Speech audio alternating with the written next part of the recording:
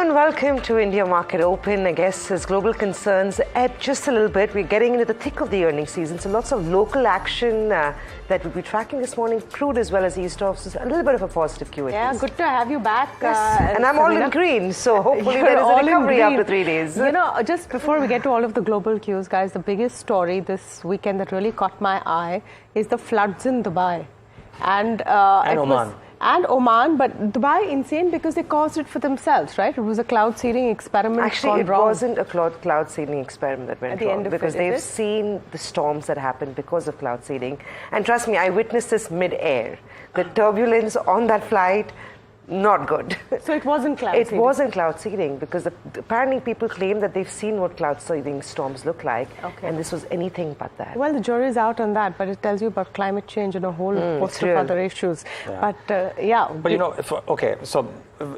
clearly sorry, I mean, just in case you want to finish that point, but I thought the last 2 days, because we were on a holiday, I thought Tuesday evening everybody would be on tenterhooks that in such a volatile world, do you really want to carry home positions or do anything at all? And we had a great market breadth, and everybody's waiting for would there be some retaliatory action, etc. Thankfully, yes, nothing's happened in the last 48 hours. Maybe that's why crude is down, etc.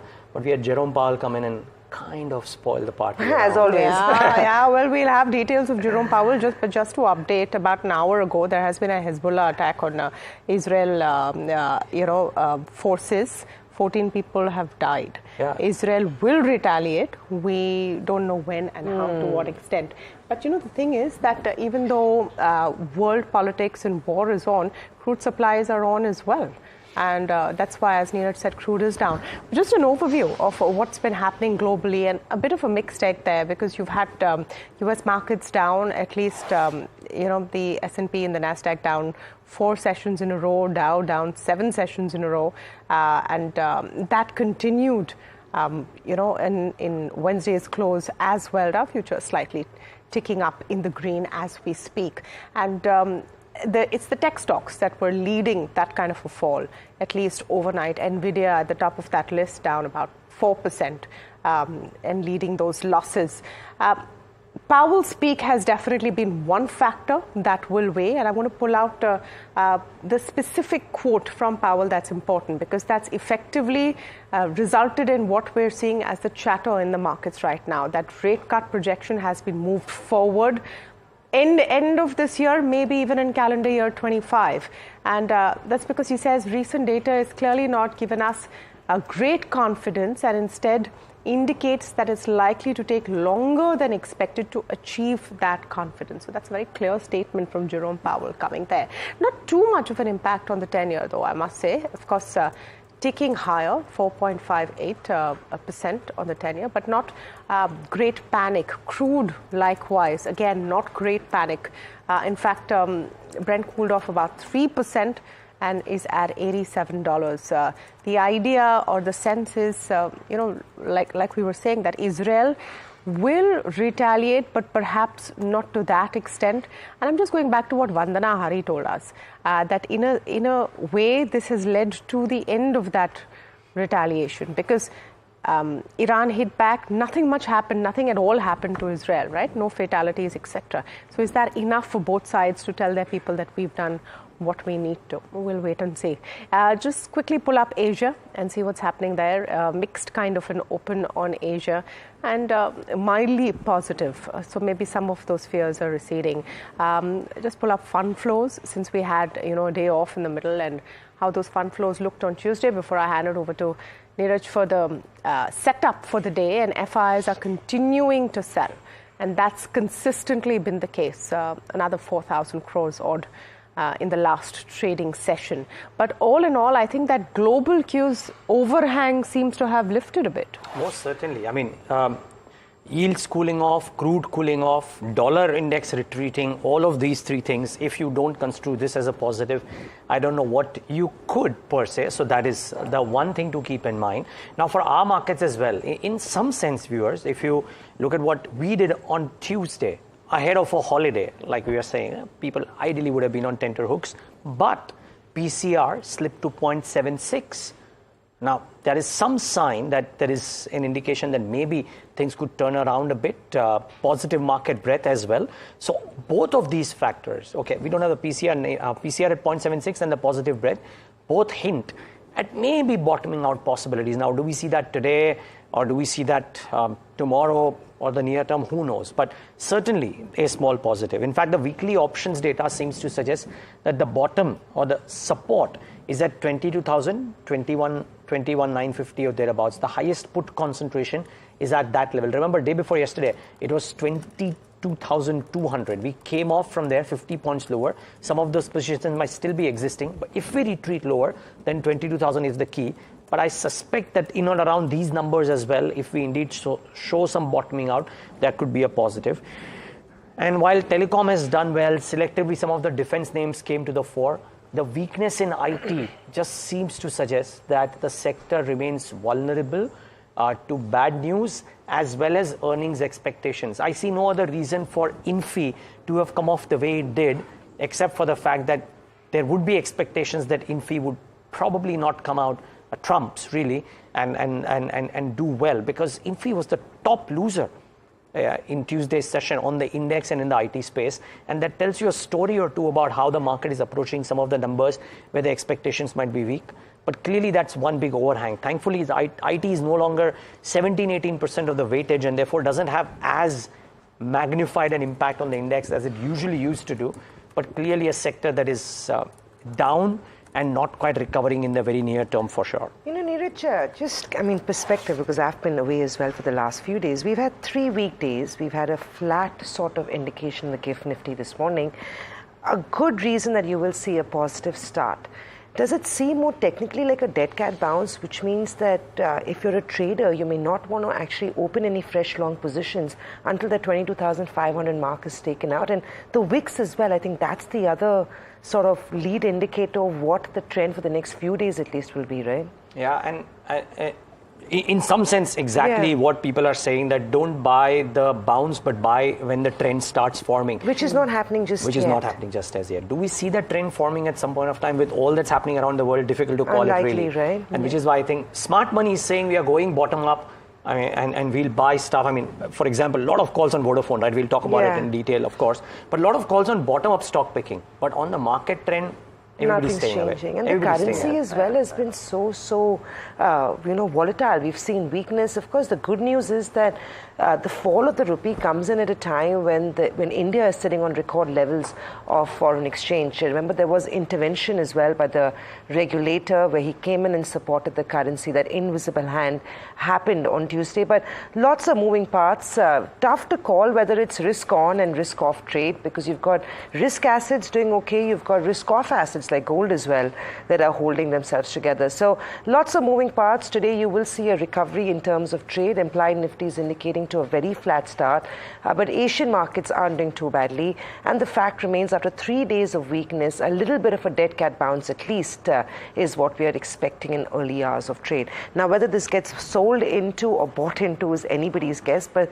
most analysts believe 22,500. You want to watch out for that level. If that gets taken on, maybe we are seeing a positive trend on the index at least. Perhaps for today and for the next few days, as Niraj is saying, you might see range bound trade, but my sense is that this is a lot of the market is going to see this as a great opportunity to come in. The geopolitical risks and factors, when it gives you a couple of those downtrend days, is an opportunity in a market like ours, where you get those chances rarely. So we'll see which way it plays out. I'm feeling a bit positive about what you're going to see. Somebody is. What you're going to see in the next few days. But and talking about globe, I think one interesting headline that caught my attention, talking about Iran and Israel, and they said, minimum impact, maximum spectacle is what Israel was going after. So it was a lot of money down the drain, I'd imagine, but for whatever it's worth, America's got Iran's back this time, which is a little bit of a change on the geopolitical setup, and hence the retaliation from Israel may be a little more measured. It's not often that you see the US saying that they were actually warned that Iran would be attacking Israel over a 48-hour period. So no surprises, the geopolitical circus in some ways continues. Crude like Tamanna said, has eased off, largely on back of an increase in inventories. But coming back to global action, three Nifty 50 companies report earnings. So you've got Infosys, HDFC Life, and Bajaj Auto. Great set of numbers are expected from Bajaj Auto. We'll delve into that a little bit more and talk about Infi as well. We talked about Infi was the top loser on Tuesday ahead of earnings. So you want to watch out for these three companies as they report today. But in terms of other stocks, we've got a whole bunch of stocks, earnings and not so earnings related, that will be in focus this morning. Topping my list is Vodafone Idea. We'll analyze this in a lot more detail, whether that's an FPO you want to subscribe to.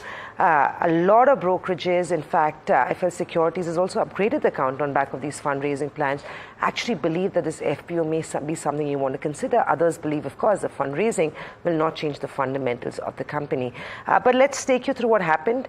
The FPO managed to, which opens, of course, to public investors today, raised 5,400 crores through anchor investors. Now, what is interesting is that the number of investors that came in was 74, but it is GQ investors that's picked up a pretty large chunk in Vodafone Idea to the tune of about 1,348 crores. They've allocated nearly 25% of the total anchor raise to GQG partners. So that clearly giving a vote of confidence. Remember, this was lapped up when the anchor investor book opened up. You had Fidelity, Red Wheel, and domestic mutual funds that actually aggressively picked up Vodafone Idea. The FPO, like I said, opens today to the retail participation. The tune of this is about 18,000 odd crores, out of which 45,000 crores out of the 45,000 crores fundraising plan. Remember, it comes in at a little bit of a discount. The stock closed at 12.95 on Tuesday. The FPO is priced at 11 rupees. In the grey market, this comes in at a premium of 1.5 rupees, so pretty much at market close from Tuesday. So it's at a discount, but the grey market premium pretty much indicating that the FPO should be lapped up at about 11 odd rupees. We will analyze this in a little more detail, take you through whether or not this is an opportunity that you should be considering. Can I just make one very small point? Yeah. Everything else notwithstanding, you got very smart investors putting in money not in a QIB, which is susceptible to selling at whatever point of time, but the anchor book and locking themselves in. You're using the GQG name and, no, Fidelity. Thinking, and Fidelity is as conservative as they come. A lot of domestic mutual funds have also come in and bought. So yes. So, I mean, there's smart money coming in and locking it and believing the story. Which is what's interesting. On the very first day, you were fully subscribed. You had your HDFCs, you had your Motilal, you had Red Wheel as well. While they might not be very talked about very often, they are also pretty solid fund house to come in. Look at it this way. Fundamentally, it's a business that the government is not going to allow to fail. They own 32% in Vodafone Idea. Exactly. So then you have the biggest sort of promoter with its, which has its back. And if they wanted to let it just go down the drain, they would have long back. So perhaps that's what the bet is on. Oh, well, like I said, you've got a few funds as well that say, or rather brokerages as well, that seem pretty, certain that this is a fundraise plan that will work out. Remember, Vodafone Idea's dues to the government is about 29,000 crores in the second half of FY26 and 43,000 crores FY27 onwards after the ongoing moratorium on government debt repayments ends. So it's a difficult one, but you have all the big brokerages coming out and sharing their perspective on what this fundraise will mean. Well, a quick one in terms of earnings. Now talking about the other telecom company, Tata Communications, the reported numbers. Numbers on the face of it don't look great. I'll quickly break them down for you. Revenue is up marginally or rather flat. Margins are down. Profitability is up substantially, but that's because of non-core business. So that's what you want to keep in mind. They've also done a dividend, which is rare for Tata Communication.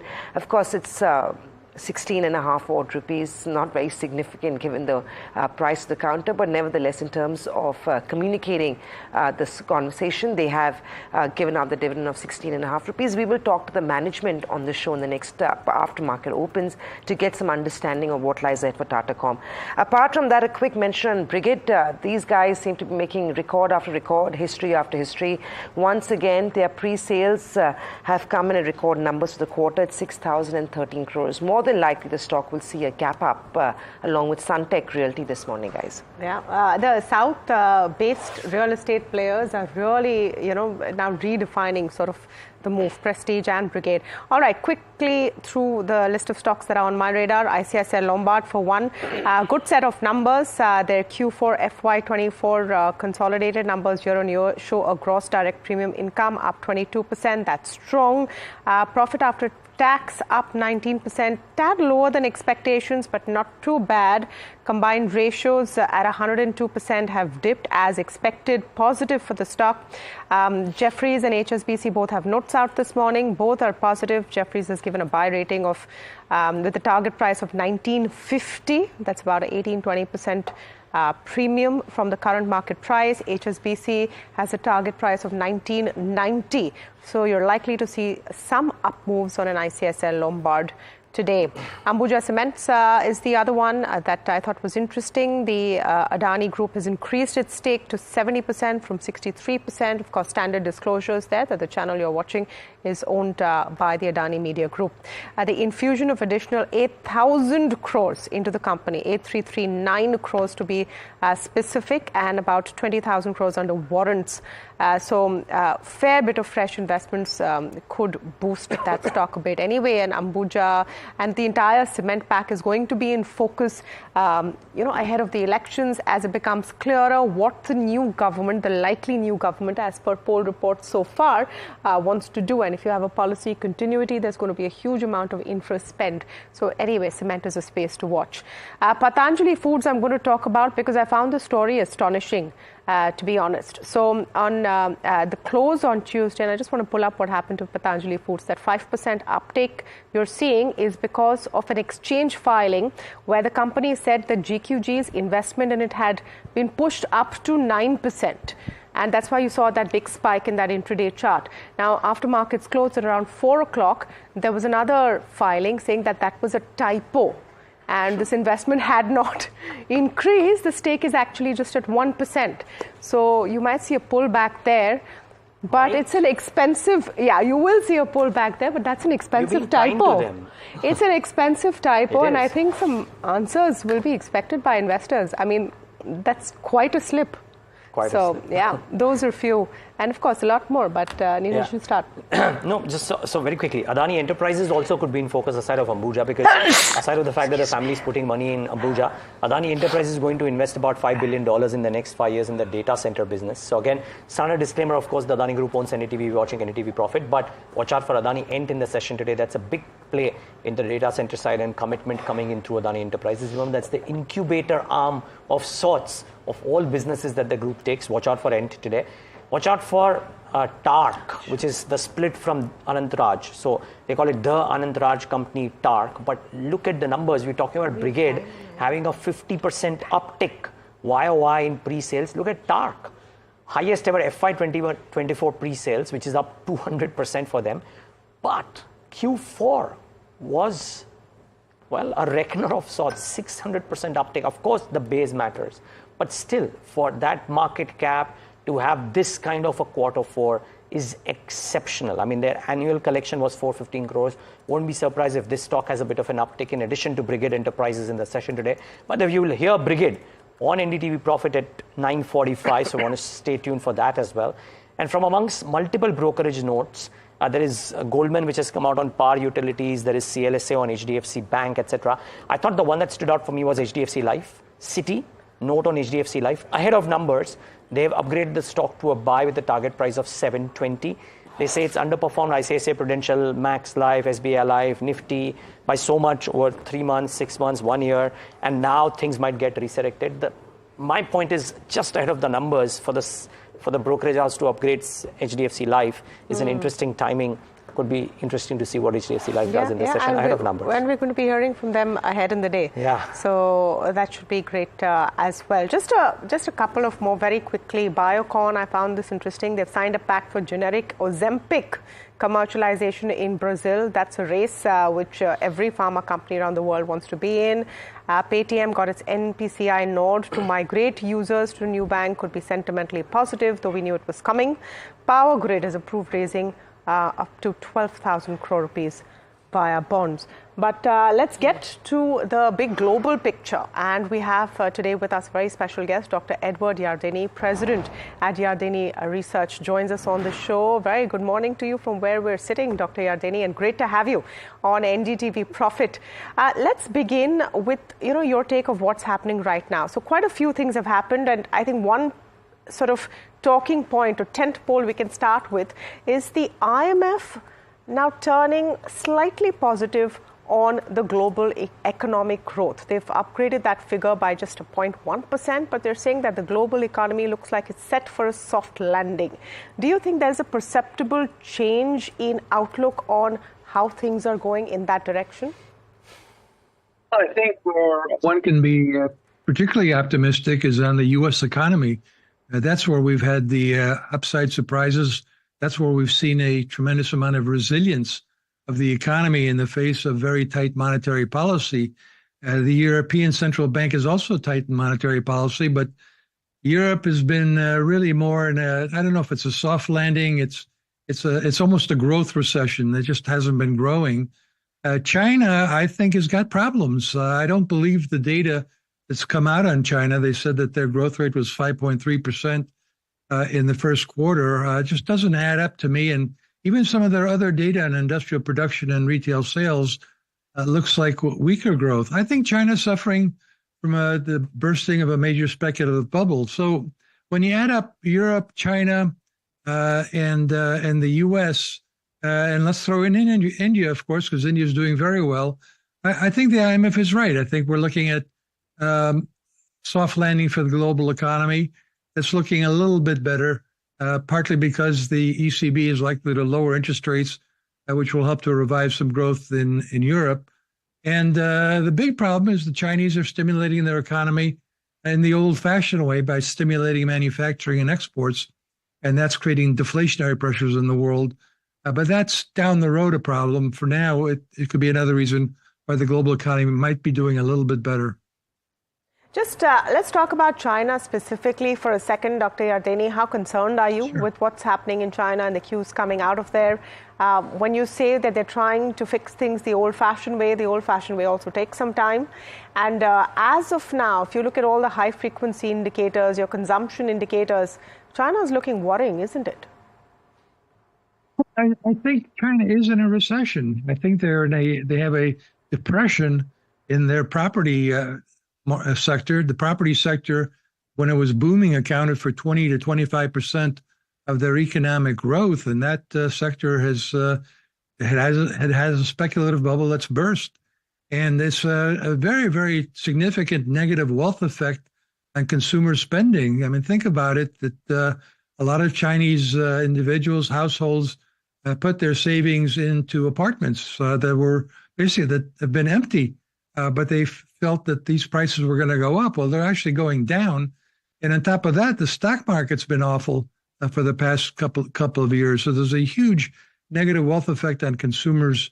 And that's why I think that the Chinese government is resorting to stimulating exports by stimulating more manufacturing, especially in things like electric vehicles and batteries and higher technologies. And that's just going to mean that they're going to be doing a lot of dumping in the global economy, creating deflationary pressures and hurting the manufacturing sectors of lots of other countries. So, we've seen the Secretary of the Treasury, U.S. Treasury, Janet Yellen, go over there and basically make the case for being more responsible global citizens and not subsidizing a tremendous amount of capacity in manufacturing. Right. Dr. Yardeni, hi. It's also Samina joining in. I want to talk to you about what's happening in the U.S. So while I know we talk about, or rather we've moved from an immediate rate cut to a delayed rate cut, UBS indicates that they actually think a rate hike from the U.S. could be a real risk. Do you feel like, forget a pause and forget a rate cut, we could be staring at a rate hike over the next couple of months? Because for whatever it's worth, Americans do have a lot more money today and U.S. growth looks strong, inflation still sticky. Look, it's possible. I won't say that it's impossible. I think if you ask most people, that question earlier this year. They said that's not a serious scenario, and instead they were all focusing on rates being cut by 25 basis points 6 to 7 times. I wasn't in that camp. I felt that the economy was resilient. I didn't expect a recession over the past 2 years. I thought the economy would remain resilient this year, and I just didn't see any point in the Fed lowering interest rates when the economy is doing well and inflation was moderating. Well, inflation, the inflation numbers for the first 3 months on a CPI basis did heat up, and that's what suddenly changed everybody's mind. Now the market is still looking for 1 or 2 rate cuts, and a few outliers are looking for possible rate increases. I'm not in the rate increase camp. I think the Fed just simply going to pause here at this level of interest rates, probably through the end of the year, and feeling that interest rates are restrictive enough to help bring it down without causing a recession. And I agree with that assessment. I think that inflation is moderating and will continue to moderate without the Fed having to raise interest rates. And look, they don't want to raise interest rates. They really want to lower interest rates because otherwise they're going to have some serious problems in the commercial real estate market, for example. Great point. Good evening, Dr. Yardeni. Just a thought on how much of a pressure does this current geopolitical spectacle have? Because it's not just 1, not 2, but 3 conflicts that we are staring at. It's having its impact on commodities as well. Is that a overhang on risk assets, or do you think risk assets are now learned to live with this? Well, look, geopolitical crises, unless they turn into World War III, geopolitical crises over the past several years have turned out to be buying opportunities in the stock market because they've been settled relatively quickly, especially in the Middle East.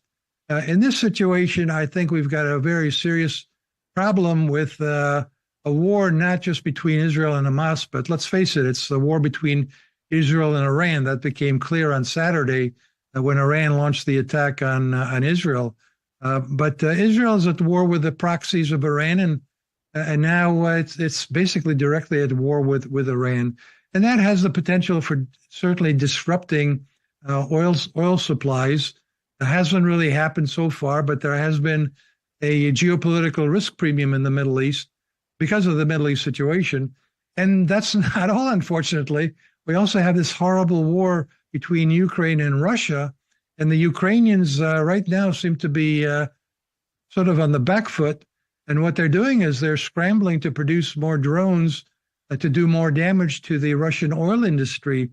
So I'm watching the price of oil very closely as an indicator of how these geopolitical problems might feed into higher inflation globally, forcing central bankers around the world once again to raise rates in order to produce a recession to bring inflation down. The third one I think you mentioned, I think you were implying is basically Taiwan.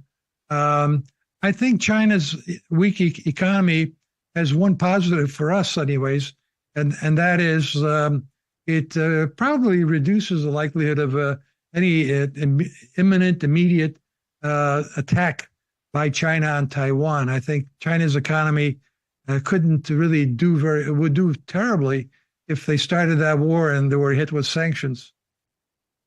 Yardeni, in that case, what are you telling your clients? What are you telling, or what's the advice you have for a global investor?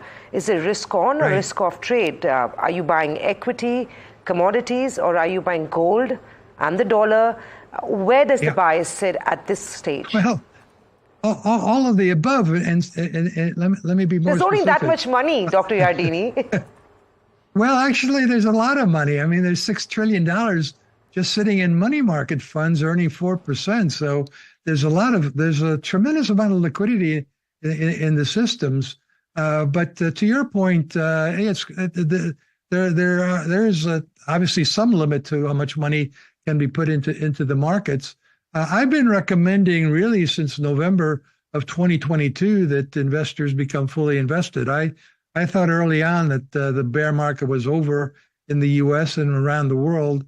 I perceived that the Fed was done raising interest rates, and I perceived that inflation was coming down. So I did recommend overweighting technology, industrials, financials, and those have worked out very well. almost too well, because I think now we're going to see some profit taking in those areas.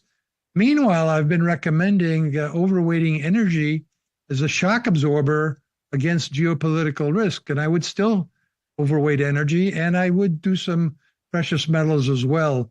So my core position is based on the idea that the global economy is going to continue to grow, that the U.S. economy will continue to outperform, and I do want to be in some of these cyclical areas of the marketplace, but I also want to have some exposure to energy and precious metals as a shock absorber against geopolitical risks. Dr. Yardeni, we've spoken about all the major economies. Let's just have your take on India specifically. Relatively looking good. IMF has also upped growth projections. What are the big headwinds, if any, that you see as far as India is concerned? What's the downside risk? Because the upside risk has been spoken about endlessly. What should we be concerned about? Yeah, you're absolutely right. I mean, India's enjoyed a great boom here in the stock market, while China has gone the other way. I think that clearly demonstrates that global equity investors have been getting out of China and going into India, and I think that makes a lot of sense. India is a great democracy, but like all democracies, it's not a perfect democracy. There's elements of corruption and elements of too much regulation, and I'm not pointing my finger at India exclusively. I mean, the U.S. has certainly got plenty of those issues as well. I think where India really needs to move forward is on infrastructure. I mean, let's face it, whatever you think of China, they have been very successful in building some amazing infrastructure, highways, trains, and things move quite smoothly there. And I think that's something that India has to focus on, is getting from point A to point B in a reasonable period of time. So I think that would be my main focus. But again, the U.S. has similar problems because we're spending a lot of money on repairing our infrastructure and trying to make it better. So infrastructure is very important. Infrastructure. Thank you, Dr. Yardeni, for chatting with us this morning, and it's good to get some perspective by everything, like Dr. Yardeni said, optimistic and constructive on energy at these prices, also pretty constructive on equities at this stage. Well, remember, when it comes to India, we have our own challenges: income disparity, focus on rural consumption slowing down, and the fact that growth has been coming in from government capex. But that is the naysayers. Apart from all that, of course, IMF constructive on the India story. That's the implied Nifty indicating to a flat start. So it could be a morning where you may see some buying coming in the early hours of trade after 3 days of consolidation. We'll take a break. We'll come back. And as always, Agam joins us on the other side with the F&O update.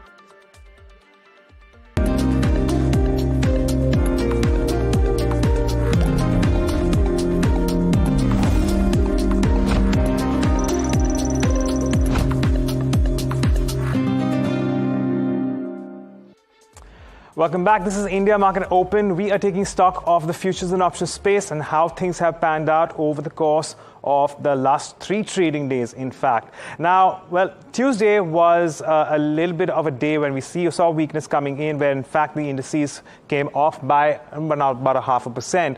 And that was also with a little bit of unwinding as far as the Nifty futures go. In fact, decline of around 5% in open interest as far as the Nifty futures are concerned, and a continuation of the decline that we've seen since Friday last. Well, as far as the Bank Nifty goes, the picture wasn't very different. Another 0.6% decline in the underlying, and open interest also coming off by just around 1%. So unwinding seen there as well.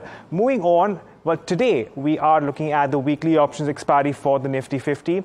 Last Tuesday, what we did see was a substantial amount of writing around the 22,000 calls as well as puts. A lot of those straddles written there. And as we move into trade today, let's take a look at how your overall open interest distribution has been placed in. So at the moment, on the higher end, we continue to see maximum open interest around the 22,500 call. And we do have a substantial amount of calls being written around 22,300 and 22,400 strikes as well. On the lower end, we continue to keep an eye on 22,000. As the 22,000 puts are the ones with the max OI. And of course, once again, 21,900 puts also come into focus. Today, we are likely to see a flattish open, well, marginally in the red perhaps, but it's a wait and watch as to how things can in fact pan out. But given the fact that we have seen declines in the past 3 days, you couldn't rule out a little bit of covering through the course of perhaps the latter half of the session. But that's a wait and watch. Let's talk about stocks then. And well, in terms of stocks, we do have ICICI Lombard along with HDFC AMC, which has in fact seen longs coming through, along with Xeris Life. And Gujarat Gas and Emphasis looking at shorts building in. And among stocks which are seeing unwinding, we saw short covering for Exide, Coromandel, along with ONGC, and long unwinding for Bharti Airtel and TCS. Now, that's as far as around markets are concerned, how things have stacked up. But let's get in an expert opinion as to how they would deal with these markets. Well, we have Rahul Ghosh of H.in who's joining us at the moment. Rahul, good morning. Thanks so much for joining in. Let's start off with your view on the benchmarks, the key indices, the Nifty. What's the way forward here? How are you reading into this? Good morning to you and all the viewers out there. So first, as you were showing in the graph a little earlier, you would have noticed that the highest amount of put writing is at 22,000. This put writing is both for the April series as well as for the May series. So 22,000 is a strong level of support. The only point here is that normally people misconstrue the tallest bars becoming the absolute areas of support and resistance. We must understand that the premium needs to be attached to it. So I would suggest that look out for 21,800 being the line in the sand. If 21,800 gets taken out on the way down, then you would see the put writers running for cover and you would see another 200-300 points on the downside.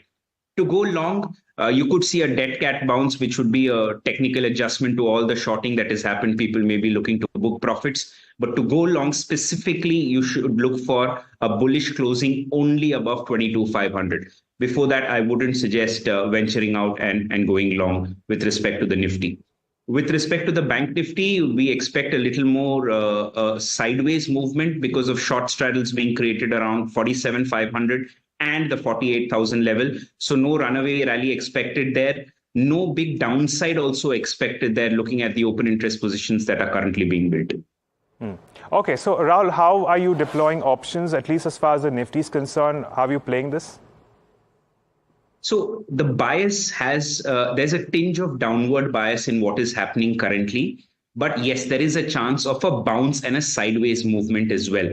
Both of these have to be kept into account while planning in option strategies at this case, or at this stage rather. What we're suggesting is you can get into the 22,000 put option of May expiry. There are hardly about 5 trading sessions to 6 trading sessions left in April. So it doesn't make sense to get into the April series. So we suggest buying the 22,000 May end expiry, that is the 22,000 put of May end expiry, and simultaneously shorting the 21,800 9th May expiry option. I repeat, 22,000 put option of May end expiry and shorting of the 21,800 9th May expiry. The premiums would be around 230 to 108 respectively. Even if you see a small bounce, it should be around 220 to 100 rupees. The advantage of using two expiries over here is as follows. The 9th May expiry will expire much faster and will erode much faster than the end May expiry. This will give us some room if the markets turn sideways because it's a debit strategy. And also, if market continues to move down, nonetheless, the strategy would make money. The unique point about such a strategy is that if markets do not go in your direction, we could simply keep rolling the put options of 9th May weekly or 9th May to the end of May to make sure we cover up the debit in premium. So it's a very safe strategy to employ and perfect for this kind of scenario where we can expect some downside movement, but sideways shouldn't eat away our premium.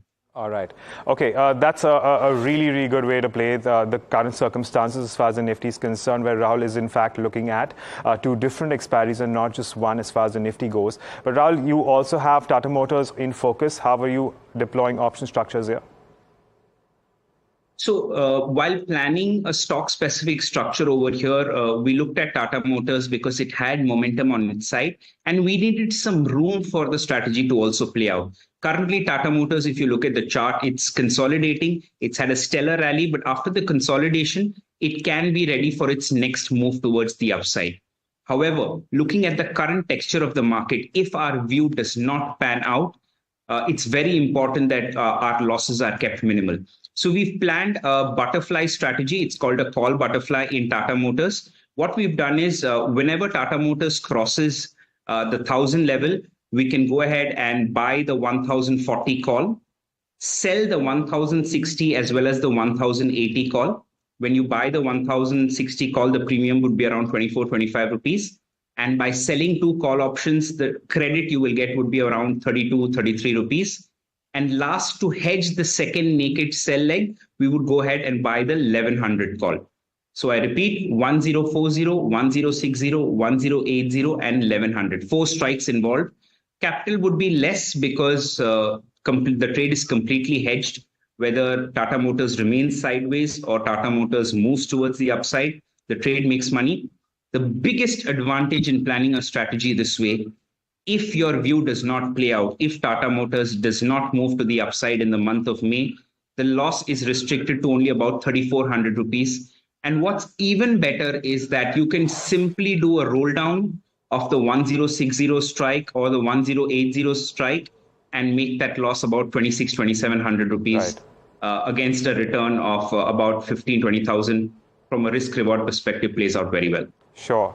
Well, so there you have it. That's a very comprehensively explained butterfly on Tata Motors. And of course, the big advantage here is that limited downside if the view does not play in your favor. On that note, Rahul, taking a moment to thank you for joining us and giving us a very comprehensive outlook on what we can expect from the markets, also giving us another stock idea on how we can deploy options there. And with that, it's back to you, Tamanna. Thank you for that. And, another, I wouldn't say just a story that will impact the stock, though it will, but it's also a very, very important story. And I'm shifting focus to what's happening with Nestle and Cerelac. Nestle, of course, might see an impact today in trade. Now, recent revelations regarding the sugar content of Cerelac and Nestle have been completely shocking.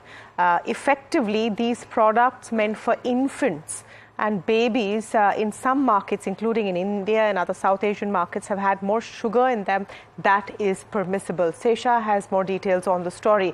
Now, Sesha, what did this initial Swiss report reveal, and what is Nestle India saying? Right. So a report by the Swiss investigative organization Public Eye shows that the Nestle uses excess sugar in baby food products like Cerelac, particularly in developing countries, which includes India. Now, it has examined 150 products sold in Asia, Africa, and Latin America. To find that, almost all Cerelac infant cereals targeted at babies from 6 months of age contain added sugar of nearly 4 grams per serving on an average, which is equal to roughly a sugar cube. In some countries like Philippines, Cerelac contains as high as 7.3 grams of sugar per serving. In Nigeria, for example, one product tested had up to 6.8 grams of sugar. Now, coming back to our focus in the Indian markets, Cerelac sold in India on average contains more than 3 grams of added sugar per serving. Now, per serving is per 25 grams. However, a Nestle India spokesperson told NDTV Profit that it has reduced the total amount of added sugar in its infant cereals portfolio by 30% over the last 5 years, and it continues to reformulate products to reduce them further. However, this particular issue raises serious questions on regulations. Why Nestle is using such... No, and the fact that we didn't know what were our regulators doing, it's a big story that we'll be tracking on the channel all through the day. Sesha, thank you for that. We're hoping to hear from FSI. We're hoping to hear from the Health Ministry as well. But meanwhile, Nestle has anyway been having a pretty tough time, as has the entire FMCG pack. You might see some impact there as well. Just a story that I found very shocking. It's shocking to say the least that some of the global countries or developed countries, quote unquote, whatever the Western, whatever you put it, right? There's whatever, not this level of sugar content, but for the others. Can I just say it very crudely? Basically, you can feed Indian babies anything and get away with it.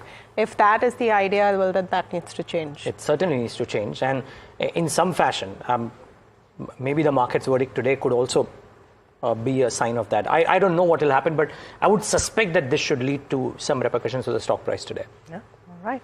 Avinash Gorakshakar with us. He's Director Research at Profit Mart Securities. Very good morning, Avinash, and great to have you on. Let's first get your take on how you're looking at an Infosys. I'm going bang into that because, you know, I think of all the factors, corporate results will be more of the here and now as far as Indian markets are concerned. And we've had the big one in terms of TCS out of the way, a clutch of other numbers are out as well. But do you think you'd have your eye on Infosys today, and how would you play that? I think, Tamanna, first of all, good morning. Infosys, my sense is that, there could be some good margin improvement in the fourth quarter. But I think the key driver would be the dollar guidance and the kind of order book inflow, which the management expects in the coming quarters.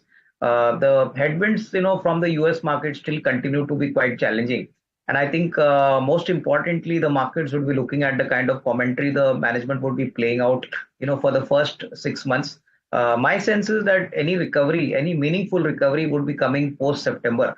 The first 2 quarters are going to be quite challenging. We don't yet see any great visibility on the growth numbers and typically in terms of the order book, because clearly as larger orders flow in, that would give more confidence to the markets. So I would prefer to wait for the market, for the results to come out and hear out the management commentary, post the conference call, commentary. And I think after that, there could be some meaningful upside. I don't think numbers are going to be anywhere blockbuster numbers, meaningful numbers, which would be steady numbers. But I think the clear number to watch would be the EBITDA margin, and most importantly, the overall dollar guidance, for the coming 12 months. So I think these would be crucial data points I would be watching. But yes, I think clearly it seems that things seem to have bottomed out. The worst seems to be over. But I think for a near-term kind of picture, we would like to actually hear out the management commentary on the order book as well as the kind of demand picture, from the US market. We also have with us Shrikant Chauhan, Executive VP and Head Equity, joining in.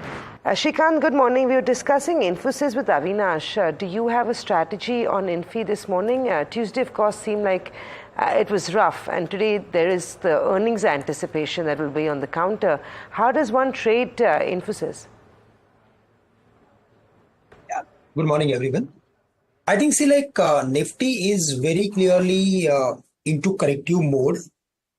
It is correcting to the rally that we saw from the levels of 21,700 to 22,750, 700. So from there, all the way it is correcting back. On the back of several news flow which are there in the market. Yes, we may see the levels of maybe 22,000 on the downside in the worst case scenario. That's the overall view based on charts. So between 22,000 to 21,900, I think it should stabilize and rebound. If we see any higher opening, because today some Asian markets are showing some gains, So then close to 22,000, 250, 300, we are expecting resistance in the market in terms of 20 days simple moving average as well as option statistics. So in the near term, we are seeing the market to remain in a range of 22,300 on the higher side and 22,000 on the downside. If we see the market is dropping to those levels, we should look for adding long positions or to buy some select stocks with a medium-term view, because we are expecting market to rebound sharply after hitting the levels of 21,900 to 22,000 levels. For the Bank Nifty, there also the view is similar, but 47,000 is going to act as major support for the market. And for Infosys, I think it is falling from the highs. It is discounting to almost all the news flow. But at the same time, while looking at the chart, I'm not seeing any rebound in the near term. But yes, if we see the stock is dropping to 1350 or 1360, then there certainly we should look for taking some contra bets of going long in the market on Infosys. So between 1350, 1360 levels, there is a buying zone for Infosys. But at these levels, it is better to stay away. Okay. And Shrikant, with that view in mind, well, let's first get your stock ideas out of the way. What are the stocks that you're recommending for the session today? Good morning. Good morning, Niraj. I think bank stocks, specifically stocks like Federal Bank, which is very close to its breakout level. It's showing some strength. It is around 153, 155 levels. 160 is the level above which we can expect technical breakout in the stock. And the stock can go to the levels of maybe 175. It has spent a lot of time between 160 and 140 levels. Today, if we see the stock is somewhere close to these levels, then there is an opportunity to buy with a stop loss at 150 or 149. We can expect 160 and then later on 175. But on the shorting side, I think we should go for shorting stock like some mid-cap IT companies. In that specifically, Emphasis BFL looks weak. It is around 2300, 2310 levels, but the pattern is indicating us that it is on the verge of breaking its swing low. And below that, the stock can fall to the levels of 2150. So it's a sale at current levels with a stop loss close to 2365. Okay, well, so that's view from Shrikant on some specific stocks. Now, focus on telecom in more ways than one. Let's start off with Vodafone Idea. It's mopped up close to 5,400 crores from anchor investors and some very marquee names out there. What could this mean for you, who is contemplating whether or not to invest in the FPO? I mean, multiple things out there. Smriti, who's been tracking this, joins in with the updates around the FPO. And Smriti, I don't know if you have some idea from either dealing rooms or bankers about whether a retail investor should go out and buy into the Vodafone IPO or no. Yes, good morning. You rightly mentioned in this 18,000 crore IPO, anchors have already mopped up about 5,400 crores, and we're seeing marquee names like Fidelity, GQG, all putting money into it, including domestic investors like HDFC, Quant, Motilal Oswal. But let me break down some numbers for you. So GQG is investing 1,348 crore, which makes up for 25% of the total anchor raise. Then there are other investors like Fidelity that is investing 774 crore rupees, Red Wheel investing 281 crore, and domestic mutual funds have got an allocation of about 16% of the total anchor raise as well. Now the FPO will open for the public today. The price range is 10 to 11 rupees and it will close on April 22. Now obviously, because there are anchor names like GQG and Fidelity who have put in the money, there's Morgan Stanley, Goldman Sachs have also taken a little bit of stake there. So that makes that kind of gives the positive light to the FPO for the public. Now, just to give you an idea, IFL Securities also come out with a note on this. Now, they have upgraded to add and recommended a subscribe to the FPO with a target price of 14. And in a blue sky scenario, The target price is set at 19 rupees. Now, there are three rationales that they're giving for this target price. Fundraising, ARPU increase, and favorable outcome of AGR dues. Now, they say, according to RHP, the funds that they raised from IPO, about 12,750 crore, will be used towards 5G and 4G services. They'll use about 2,175 crores towards the payment of spectrum dues. Now, IFL also sees 2 tariff hikes in the next 3 years, one post-elections and one in FY27. The ARPU, they're expecting the ARPU to rise from 145 in the third quarter, 145 rupees, to 241. That is an upside of about 66% in the next 2 years. Now, they're also seeing a decent chance and favorable outcome for the curative petition that is lying in the Supreme Court on AGR dues. They expect 50% of liability relief in this, which is about 70,000 crore rupees. They're also expecting a conversion of 35,000 crore rupees into equity. So about 1 lakh crore rupees itself, either it will be, that's IFL's rationale, that either it will be, that liability will not remain with the telcos, and 35,000 crore will be converted into equity. Okay, thanks a lot for that, Smriti. And that's an important one. Remember, you'll hear from the Vodafone management in about 3-4 minutes from now. Just before we hit that break, though, Avinash Gorakhshekar, quick view here before we thank you. Vodafone, would you subscribe? Or would you subscribe to the FPO? I think, Niraj, I would prefer to wait, because clearly this is a very capex intensive business. And, this money is going largely for the 5G network rollout. The debt continues to be pretty high. And I think the biggest negative Vodafone has is basically they have been losing a lot of customers. So, the logic of increasing ARPUs has actually not played out unless they retain their customers and increase their customer, base. I think that is going to be the key to the growth. Of course, the IPO will be well subscribed, with such marquee names coming in. But I think in terms of the listing gains or in terms of the near-term upside for the stock, that seems limited. We'll have to see the numbers, how they pan out going forward in the next, say, couple of quarters. But I think the market is extremely competitive, and I think players like Jio and Bharti are increasingly, eating into Vodafone's market share. So I think I'll prefer to give it a pass. I'll wait for the listing, and probably, at some point of time, once there is some more clarity, one could definitely chip in, because most of the negatives are in the price, but growth, quotient is yet lacking. Yeah. That's the view coming from Avinash on Vodafone Idea FPO.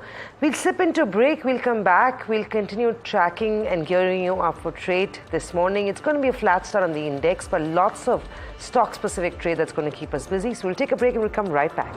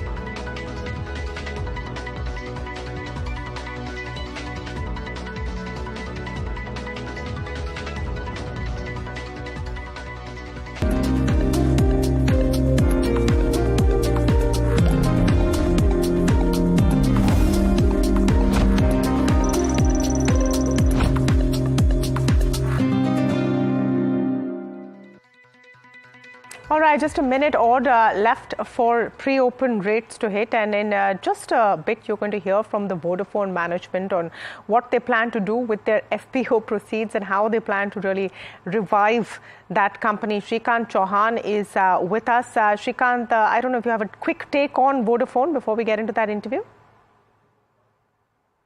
Yeah, sure. I think, the stock is very close to its important support levels. In fact, some few days back when there was sell-off in the stock, it was very close to its 200-day simple moving average, which was around 12 rupees. And if the stock is large and having huge market, I'm going to say the market share, or it is like the part of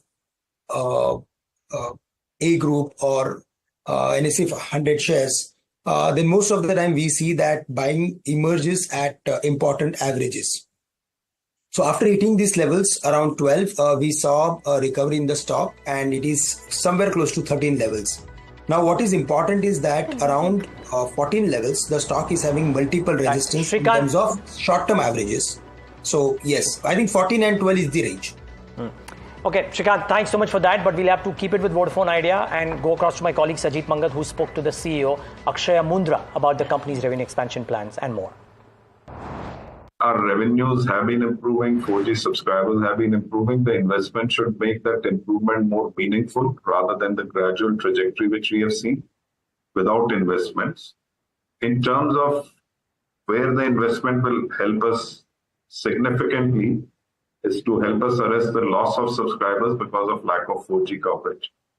And of course also to roll out 5G, which is important. I will not be able to give you a timeline, but I would say that investing in 4G coverage is our topmost priority, and we expect that once that investment is completed in an expeditious manner, that would be the biggest factor which will enable us, or which should enable us to arrest the loss of subscribers. Because, do you think that you have bottomed out as far as the loss of subscriber is concerned on a gross level? Because 4G you've been increasing, but on a gross level you've been losing subscribers. So have you bottomed out as far as that is concerned? From now on, you're going to see a gross subscriber addition going forward? So I would say that we have to make the investments first and improve the coverage and experience. But we are very hopeful that once that investment is made, we should be able to arrest the loss of subscribers. I mean, I would say that if today we get a higher customer acquisition compared to our market share, why would we not be able to retain subscribers once we are able to provide a better coverage? And that would be our focus here. I've been talking to many of the analysts, many of the investors that you've been talking to as well, and who've invested to you in your FPO. Now they see that if Vodafone is able to execute the plan that it has envisaged, moving to 4G, from 4G to 5G migration, and your subscriber additions that you're looking at on an every annual basis. They're looking at, they're hoping that the revenues would be from 40,000 crores now to 75,000 odd crores by FY26. Is that an achievable target for you? Sujit, I cannot comment on specific targets. You know that very well. And I think in the interest of time, we'll have to bring this to a conclusion now. Because that was my last question. I wanted to check with you whether that's an aggressive target the street has put in for you. We'll look at that. Well, interesting. But Vodafone Idea clearly right up there. It's interesting, guys. I mean, just think that just the updates that have come in and the kind of subscription that the FPO has gotten, it remains a stock that we should monitor. I mean, still early days, but the pre-open rates still suggest continued momentum. Yeah, absolutely. Vodafone Idea. But, I get the point that our analyst said just before this. Look at the kind of competition with a Jio, with a Bharti. So all of that's going to be interesting. How many of you guys are on Vodafone Idea? I am. Actually, so am I. Are you, Niraj? No. Original number. And so I haven't still have some market share. But, I was about to say that maybe not. But that is a Bombay thing. People who've had that number for the longest time. They're loyalist, huh? Yeah, or we're too lazy to change. Maybe you don't want to change, you don't want to teleport, etc. But okay, let's get Rahul Arora in. He's CEO Nirmal Bang. Rahul, I don't know if you have a Vodafone take this morning, but so much to talk about. Vodafone, ICICI Lombard, Nestle, a lot to unpack in. But let's begin. Let's begin since we've just come out of that interview. Would you look at a Vodafone positively right now, since there are marquee investors who seem interested in that FPO? Morning, Tamanna. Thank you for having me on the show. So there's no official rating that we have on Vodafone, and we don't really track the stock. So unfortunately, no comment. Sorry about that. All right. Fair enough. What about Nestle? Now, we did a story this morning, and of course, it's been there in the public domain. And obviously, it's appalling on all senses that there is more sugar in baby food products that Nestle sells in developed markets like India. Overall, the consumption play hasn't been really sparkling. What would be your take on a Nestle and on this specific story? So, see, I've been a perma bull on this name for as long as I can remember. I think it's a fantastic story. You'd remember when the Maggi crisis happened, the way Nestle was able to go back to the drawing board and not only reinvent itself, but come back with greater market shares and the kind of numbers it has delivered since then it had not delivered pre the Maggi crisis. In the West, if you look at Coca-Cola, for example, they actually have adverts on their television telling people not to consume Coca-Cola, for example, because of the amount of sugar that they have, but they leave it in the hands of the consumer. But should Nestle be required to take corrective actions? And by no means am I justifying, the findings of this report. Of course, coupled with the fact that royalty increases were also announced recently. But I think if any remedial actions are to be taken, I think Nestle is more than capable of taking it. I think it's a household name. And I think any dips into this stock should be bought into. I mean, it's 100% plus return on equity, capital employed, return on invested capital business. It's growing its earnings by 15%. Any such opportunities, I think, while unfortunate, could potentially present themselves as buying opportunities. So I have two case studies in recent memory, which I've just hinted to. So I don't see any reason why Nestle can't course correct, find its way into the regulatory scheme of things, and continue with life as normal. So I'd be a buyer into any dips in Nestle. Rahul, just a follow-up to Tamanna's question, and I know you track consumption quite closely. You talked about Nestle. What about Patanjali? The back and forth on Patanjali, the Supreme Court, knocking Ramdev, and of course now this morning going back on their word that GQG has actually not increased their stake in Patanjali. Intraday stock movement will be negative, but will that be an opportunity for a consumption investor to pick this up?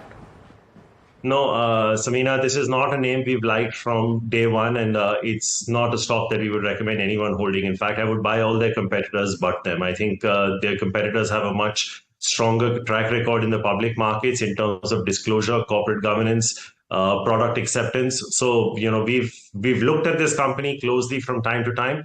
But each time we've decided to give it a pass. I'm not saying it's a sell because if you're holding it, because we don't track it. But what I can say is that I'd buy any competitor of this stock rather than buy this stock. What would you buy in this space then at these prices? Apart from Nestle, I think, of course. Samina, I think, consumer staples, Samina, in many ways, like traditional IT services companies have become very saturated businesses in India, right? So if you look at the mature IT companies, which are pretty much the large cap, or the mature consumer companies, which includes the levers, etc. I think most of these are about 5% at average growth companies. In a good year, you'd probably get 7, 8, 9%. In a bad year, it could be 0 to 3%. So I don't know how much you're going to get in terms of top line, but I think wherever you can look at margin expansion as a theme in consumer, and that's pretty much been the story in FMCG in India. I mean, Hindustan Lever was locked in a 10-year range from, I think, 250 rupees to 300 rupees for the longest time.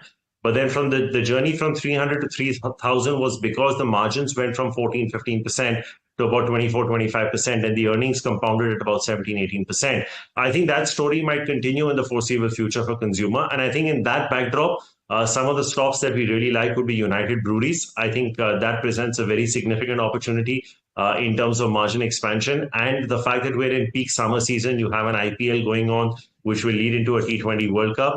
I think this could be a very good year for United Breweries. Gillette is another very interesting stock, traditionally viewed as a men's shaving product, but I think what they're doing with men's grooming and women's shaving is remarkable. And I think even a P&G Health and Hygiene, I think, the way Whisper's gone about its business, and the way VIX is also doing, the fact that pulp prices have collapsed, which will aid margins in a very substantive way. So I think there are these three pockets on the consumer side where I think there is scope for margin expansion and some volume growth. And, going back to the question that Tamanna asked earlier, I mean, if you get any of the packaged food companies at a correction, whether it's a Nestle or a Tata Consumer or a Britannia, any of these I would look at on correction. So not much beyond these 5-6 names. I think the others would pretty much be, like I said, very steady state 5% kind of growth companies. Okay. Well, the pre-open rates have settled, and just mark what's happening to some of those as things settle down. We should pull up Infosys just to see what the top loser of last when Tuesday is doing currently. So that's one stock on the radar. And of course, a clutch of other names which were newsmakers, particularly from the real estate space. Brigade Enterprises, TARC, maybe even a Suntech. Some exceptional data out there. Look at that, 5% up for TARC, 4% up for Brigade, 4% up for Suntech Real Estate. So clearly, those stocks are doing exceptionally well in the session today. Just before getting the brokerage view, Rahul, one quick word on some of the real estate names. Do you guys have coverage? Good morning, of course. And are you guys buyers into any of the realty names currently? Morning, Niraj. It's been a space we've liked for a while. I think ever since RERA, you've seen unorganized move to organized. And I think regardless of the developer, you're seeing remarkable kind of pre-sales that are happening. I mean, you saw what happened 2-3 months back with DLF, launching up $1 billion of sales in 3 days. In fact, recently, even a small company like Arihant, which launched a project in the Noida region, got lapped up very easily. The Bombay market is doing extremely well. When we talk to real estate consultants like Knight Frank, JLL, Colliers, etc., they're telling us that the retail and the commercial market is holding up pretty well. So I think it's a good place to be. As a lateral, Niraj, you could even look at buying through REITs, something like an Embassy REITs, which has a very strong product portfolio in South Bombay and most of Bangalore as well. But I think the entire introduction of RERA and the discipline that's come into execution and thereby a focus on cash flows. Though here also, Niraj, I'd like to stick with industry leaders, say something like a Lodha or a Godrej, or an Oberoi or a Sobha or a Brigade. I think these are probably 5 names in which I would want to play. And if you want to play it through commercials, I think we've always liked Nesco as a story. Obviously, there was a blip during the lockdown and even post it because they had to give their facilities to patients. But I think the way the leasing is happening post that, Nesco could look like a very interesting play on commercial as well. So fairly positive. And, as Keki Mistry used to say when he was at HDFC, if the Prime Minister's numbers are correct, that 65% of India's population is under 35, then most of India still hasn't bought their first home. So, you can imagine the kind of demand that lies ahead of us in the next 15, 20 years. And if you stick with quality, I think you'll make money. Right. If you stick with quality, you'll make money, and that's an age-old adage for now. But it's 9:11. We're gearing up for market opening. But as always, a slew of reports on insurance companies. This morning, Mika's got a list of that. Mika, what are brokerages saying about insurance companies? And of course, you've got HDFC Life reporting as well today. Yes, so I'll start off with HDFC Life. Now, Citi has upgraded its rating on HDFC Life to a buy at a target price of 720 rupees, which implies a 19% upside. Now, the upgrade on the stock is due to the underperformance of the stock when compared to ICICI Prudential Life, Max, and SBI Life. Now, they expect the company's effort to strengthen its agency base in FY24, and any likely revival in growth of HDFC Bank and key management commentary from HDFC Bank will help the company further. Then we have HSBC, which has maintained a buy on ICICI Lombard at a 1,990 target price, which offers a 20.7% upside to the previous close. Now, operating performance of the company continues to improve. The firm has gained significant market share gains in their focus segments, as well as lowered the loss ratio of the company. So, what HSBC believes that if the company does meet its FY25 operating ratio guidance of 101.5%, this would lead to a higher EPS growth. And they also say that the firm is well placed to deliver faster premium growth when it compared to the industry because of its brand diverse product mix as well as its distribution network. And lastly, faster than expected improvement in the combined ratio of the company is a key re-rating catalyst for the company. All right, just a minute to go. Quick take from Shrikant on what would be your top pick. Some interesting movers in the pre-open session, Shrikant, but anything that is catching your eye? We're seeing an Angel One doing pretty well, Vodafone showing the initial spike. Yeah, I think metal stocks are also doing well, and in that specifically, Nalco looks good, which is currently trading around some close to 182, 183. While looking at the commodity aluminium, I think there we are seeing a very strong rebound sort of pattern, and it is going to cross its previous high. That is the overall view based on its overall formation. So I am of the view that Nalco and Hindalco should do well in the near term and in the medium term. So at current level, it's a buy somewhere close to 183 with a target of close to 200. We can keep stop loss somewhere around 175. So Nalco, Hindalco both looks good. Okay, top ideas, Nalco, Hindalco. Shrikant, 30 seconds. A view on the insurance companies that Mihika was talking about, Lombard and HDFC Life. Any thoughts? Quick 30 seconds. I think HDFC Life is still struggling a lot. It is finding a lot of selling pressure somewhere close to 200-day simple moving average, which is around 670, 75. So till the stock is not crossing 680 comfortably, I think it is better to stay away. Yes, there is a risk reward ratio, but I think relative outperformance is there in ICICI Prudential. So that looks really good. I think if there is any specific performance, then ICICI Pru should outperform, and the stock can easily reach to the levels of 700 or 740. So ICICI Pru looks good.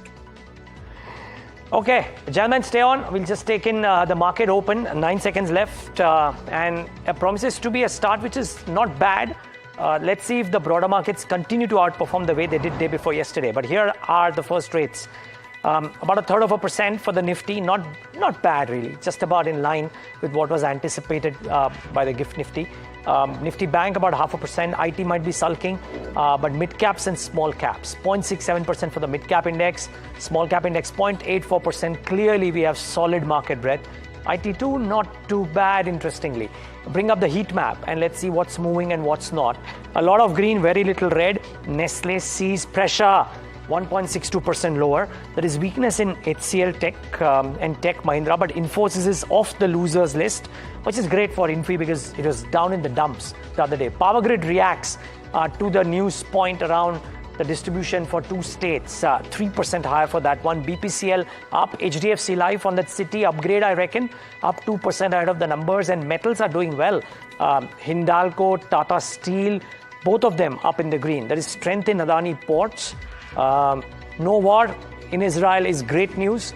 It's a small fraction of their earnings, but still, stock sentimentally gets impacted. Hero and Eicher and M&M. So autos clearly in the fast lane, and Reliance Industries on this whole talk of maybe a Geo Platforms IPO at some point of time. At least the IFL Securities note seems to suggest that stock is doing okay. Net, it is Power Grid, BPCL taking the cake on the gainers list, but essentially a lot of gainers, very few losers. Nestle seen the bitter end of the stick, but just about 1.25% for now. Tamanna. In fact, I would say a better opening than was expected widely, considering what the last couple of days has been like. Should we just quickly pull up what's happening on the broader end of the markets as well before we go to the specific stocks? And even better on the mid cap, I would reckon about 1% up.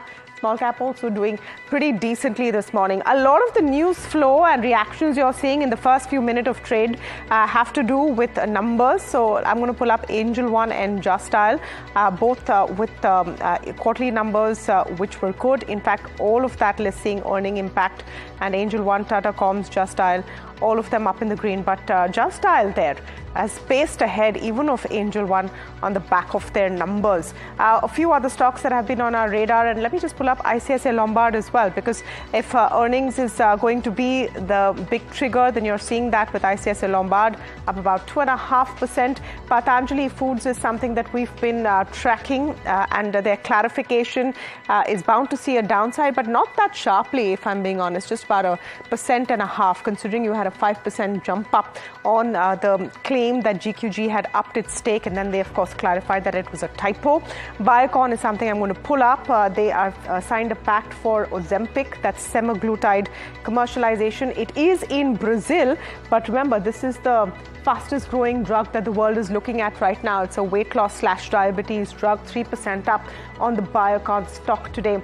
Just Z and Paytm on my list, and both with positive news.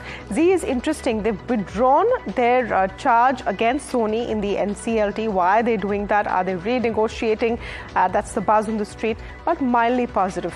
Paytm, expected move, nod from NPCI to port out their users to other banks, and that stock about 2% up. All in all, I would say not a bad morning at all things considered, Samina. Good morning, and I think it's stock-specific trade that is driving today's action. The breadth of the markets also very clearly biased on the upside. Remember, there are 3 Nifty companies that report earnings today. You've got Bajaj Auto, Infosys, and HDFC Life.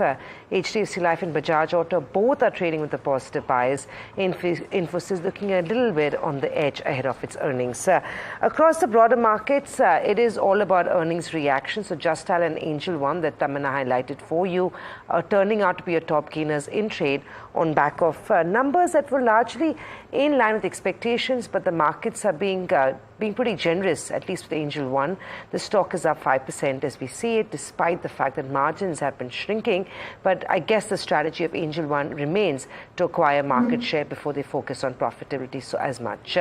Well, Just Dial also looking good. Battery operator Amara Raja, in fact, this was one of your top gainers in trade on Tuesday, continues to have a very solid morning, up about 4% again. Aegis Logistics is up 25% in the last 5 days.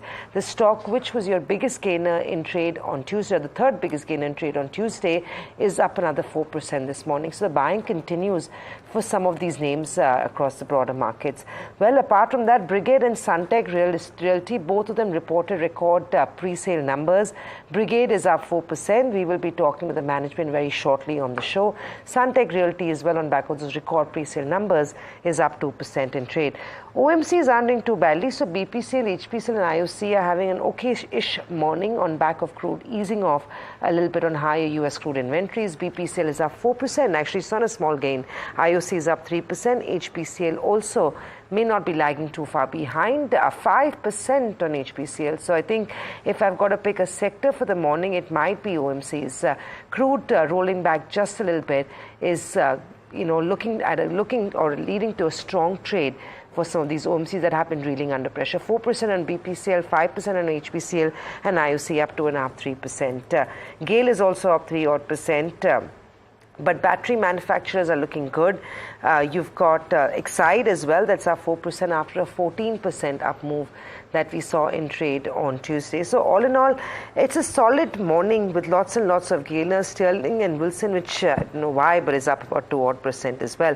On the sell side, Alembic, Sun Pharma, so pharmaceutical seems to be a little bit of a soft spot. You've got Ashok Leyland, Vijay Diagnostics that are seeing some cuts, but again, Sterlite Tech also down 6%. So that's the trend we are picking up on. Shrikant, I'm going to come to you first with OMCs. Very quickly, markets have just opened up. If somebody's got to initiate an intraday trade in the OMC pack, IOC is sort of the third biggest gainer in that pack. Would you buy any of these 3 names for the day? I think IOC is very close to its important resistance level, and yes, while looking at the overall pattern of crude prices, yes, there is a possibility that we may see further more gains for IOC. It is around 174, above 175. We are expecting stock to move towards 183. And in fact, if we go through with the overall particular PSU space, refining space, then in that IOC is doing relatively better. I think it's a buy at current levels with a stop loss close to 172. I think it is eventually heading for the levels of, again, its previous high of 195. Okay, Shrikant, we'll leave it at that. Thanks so much for taking the time out and being with us and giving us your thoughts. Really appreciate your time. Rahul, from amongst all the sectors that you guys would be watching out for from an earnings perspective, which is that space, bottom up or as a theme, which you're watching out for the most this earnings season? Okay, this is an interesting one, Niraj. I think, so apart from the 2 or 3 consumer names that I gave earlier, which I think will have a good quarter in terms of UP, Gillette and P&G, I think it will be very stock specific. I think we'd probably watch out for Telecom. That would be one name because my IT analyst Girish's call is that the 6-7% margins that Telecom currently operates at could potentially head to 15% by FY26. So we'd want to see in that journey what gets delivered, particularly in this quarter. I think we'd be watching the chemical sector very closely, Niraj, because some of the price points have started to look very attractive. I mean, at our broking firm, we are recommending names like Galaxy Surfactants and Sumitomo Chemicals right now.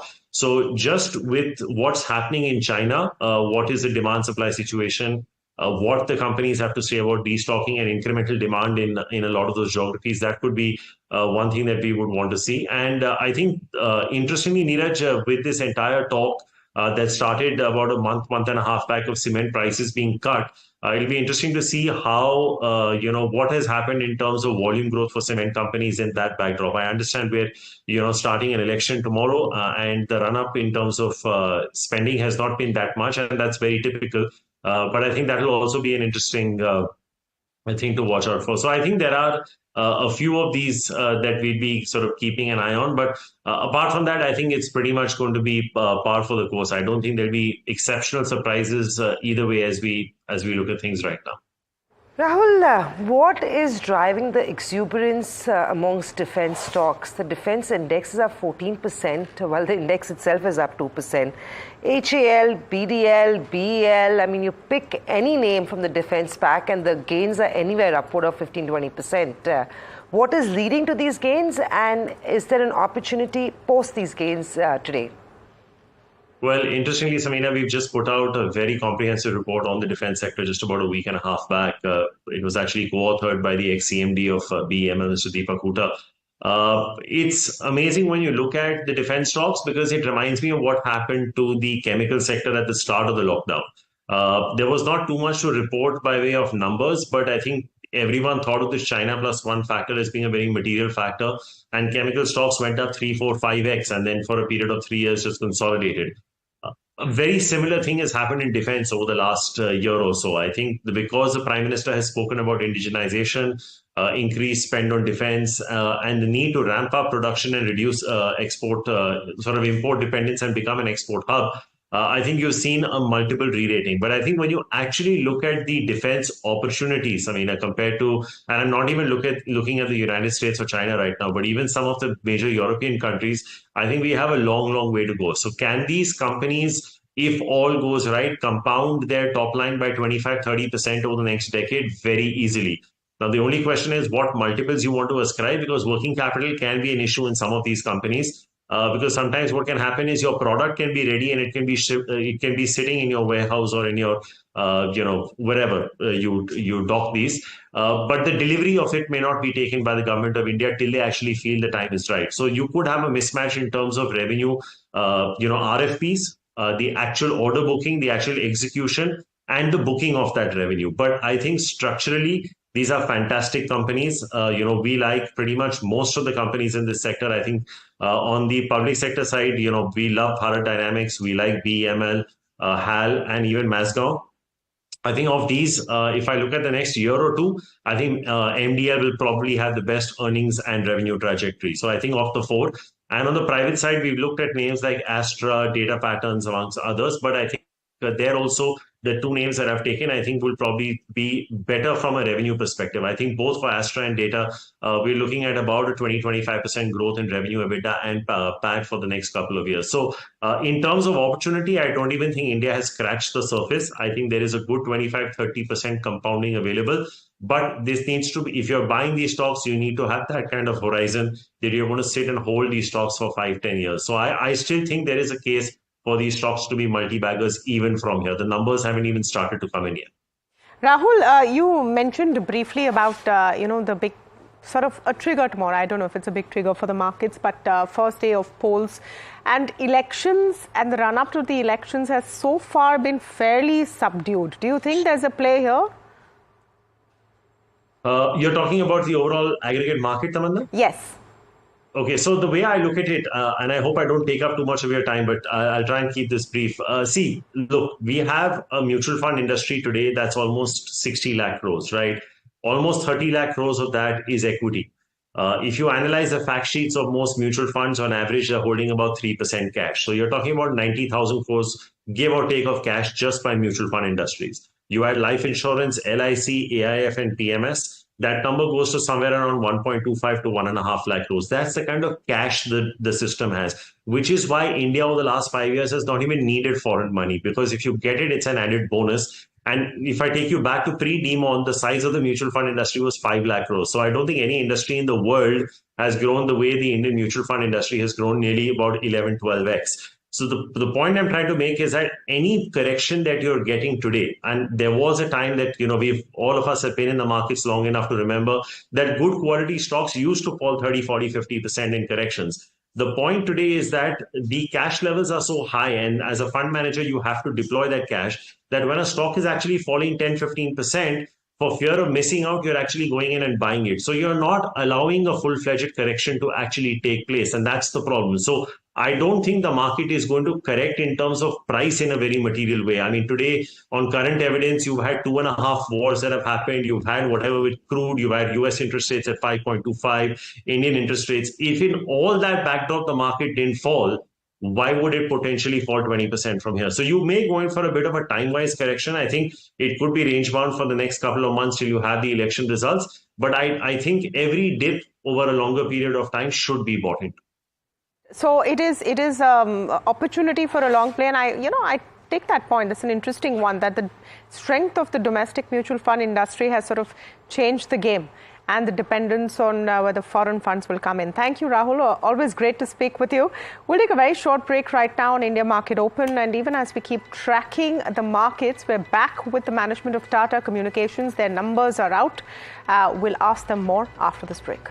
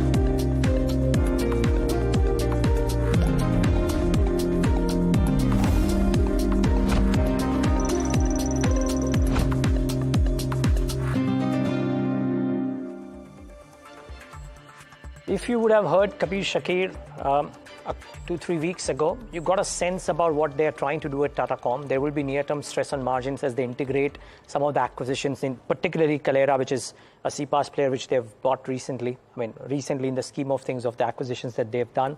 But the questions to him at the start of FY25 would be, how does he view what would happen over the course of the next 1 or 2 years, considering that in some sense, the last 2 or 3 years on the revenue front have been years of consolidation as voice revenue comes off, but data revenue goes up, and at a point of time when the return ratios have really zoomed. He's CFO at Tata Communications, joins us right now on the show. Kabir, great having you. Thanks for taking the time out. Put this quarter into perspective, Kabir. Would you say that relative to what was anticipated, it was a bit soft, or was this in line with expectations? I was reading a couple of notes which were saying that their expectations were slightly higher than what you've delivered. Actually, we're quite happy, I would say, Niraj. Yes, there are a bit of a macro headwinds on the top line, growth, and maybe, we would have been happier with a little bit more. But I would like to underpin and underline the fact that our participation levels have gone up, when it comes to bids and, and customer conversations. And I've kept on harping this, that our customer relevancy is increasing, quarter on quarter, from any data point that we want to look at. So from that perspective, I think that's encouraging. Yeah, could the orders have, closed, and revenue delivered? Yes, that could have been, a little bit more than what we would have liked and what market expected. But I'm, overall, quite happy. Let's put this in context. We have, for the year, delivered a 22%, data growth. For the quarter, it's a 27% data growth. So I think that's indeed a good data growth. Yes, on the back of acquisition. Even if I strip out acquisition, we are talking about an 8.8%, data growth for the full year. So I would say, quite pleased with where we are. So Kabir, we were not able to talk some numbers and timelines last time we spoke because you would have been in a silent period. I think the street may be interested in knowing this. When does this, how do I say, you juxtapose both the things that voice naturally will go down as you develop the business, data will go up. When does this change in a way that in absolute revenue terms, we see very, very visible growth? Because your return ratios tell a completely different story from the consolidation picture that the top line is showing, right? So is there a timeline in mind about when does the growth in data revenue outstrip the loss of growth in voice, and it starts showing in the reported numbers for Tata Communications? It is already showing, Niraj. If you actually look at it, our voice business is becoming smaller and smaller. So Today we are talking about less than 15% of the voice business, being smaller. We manage that business with very different metrics. I mean, it is not, gross revenue that we manage this business. We manage this business on gross margin. I mean, as our net revenue, as we call it internally. So we will manage that business for net revenue, for cash. And so the metrics are quite different for that business. The business globally is declining while we are maintaining share, or I would say improving share, from what we are doing. Data revenue, you will see both as a result of, organic and inorganic activity will continue to keep going up. And within data revenue, as I had spoken earlier as well, our near-term ambition is to bring a balance of 50-50 between core connectivity and the digital portfolio. We are already at 59-41, as we close the year. So we've moved from, 68-32 that we were there last year as a ratio between these two businesses to 59-41, and that was also because of the three acquisitions, all of which we did was in the digital, space. Therefore, I would say you're already seeing, all these growth numbers in our results. Good morning, Kabir. This is Tamanna here, and great to speak with you as well on NDTV Profit. Just a follow-up there on EBITDA margins, and you talked about the acquisitions, the 2-3 acquisitions. They have diluted your, understandably, your EBITDA margins to some extent, and you're seeing that in the quarterly and yearly numbers. When do you think you come back to the 23 to 25% range that you have guided in Q3? Do you have sort of a timeline for that? Yeah. Good to see you and talk to you, Tamanna. We have stated that that's our ambition range that we would like to operate in 23 to 25. I would like to again remind, even though we stated that as the ambition, we operated north of 25 while we were in the COVID period when costs had not were not being incurred, whether it was travel or marketing or all of those spends. As we come out of COVID and all of these costs come in, there were a couple of things that we have done together.